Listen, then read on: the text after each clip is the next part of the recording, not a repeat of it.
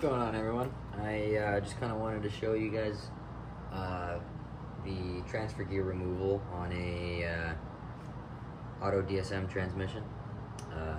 This example is a 3000 GT front wheel drive variant, but the process is the same for the all-wheel drive DSM transmissions.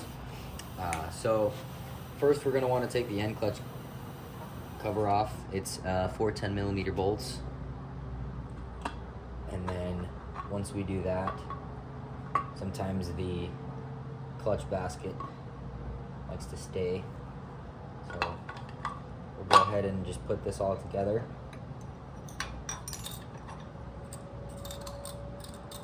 It's a little snap, a little locking ring, and the hub itself. I already took mine out, so it's going to look a little different than yours. You're going to also want to take out the, on the all-wheel drive, this is going to be where your center diff goes and your T-case output shaft. Essentially, there's let's see, 6 12mm bolts. There's 2 little tabs on the side. You're going to want to take a screwdriver and really carefully wiggle this out. It's a very tight tolerance, so don't damage the surfaces.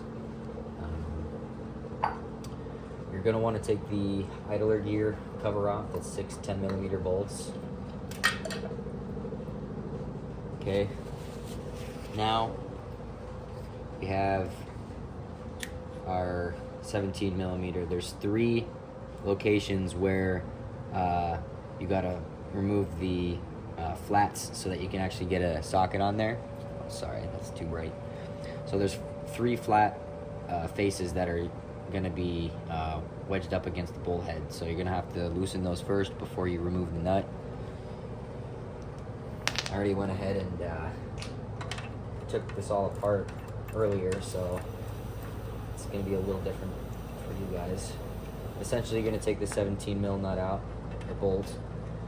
It's going to be the little retaining thing with the 3 tongs on it. And then the idler shaft, if you will. I like to use 1G head bolts. There's actually threads in the shaft that you can thread a larger M12 bolt into and then pull that out. That comes out really standard, really easy. There's going to be 2 bearings and a retaining or a thrust washer on this gear.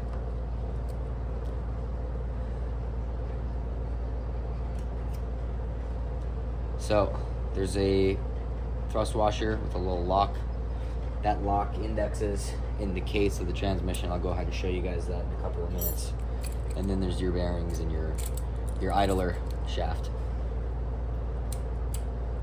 Now for the main one here, can't think of the name at the moment.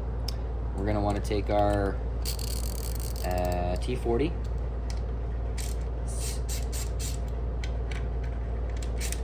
five bolts for that.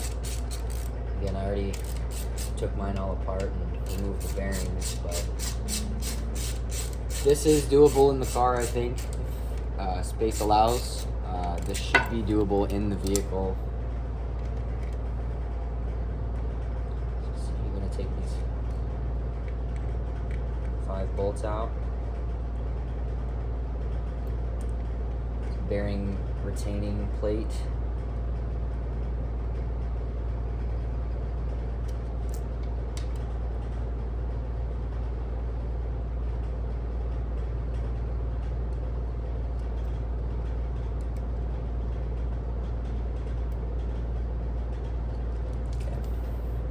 The bearing retaining plate's going to come out, and on this shaft right here there's going to be a snap ring. Already removed it. There's going to be a snap ring on this shaft. You're going to want to take that off, remove the thrust washer or whatnot, and then the larger bearing has another snap ring along it. It's a little hard to see.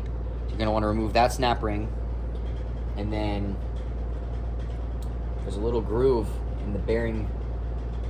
You're going to take 2 flatheads and essentially just pop the bearing out.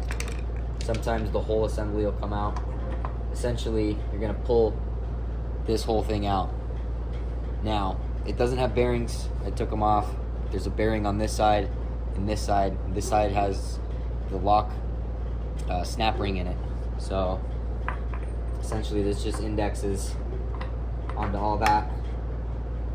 You're gonna remove that snap ring and get a little bit of a pry on there on the housing, and this whole thing is just gonna come right out. And that's it. So you're gonna get your straight cut gears. You're gonna install the new bearings on those, and assembly is reverse of what I just did. So that's that. And if you have any questions, let me know.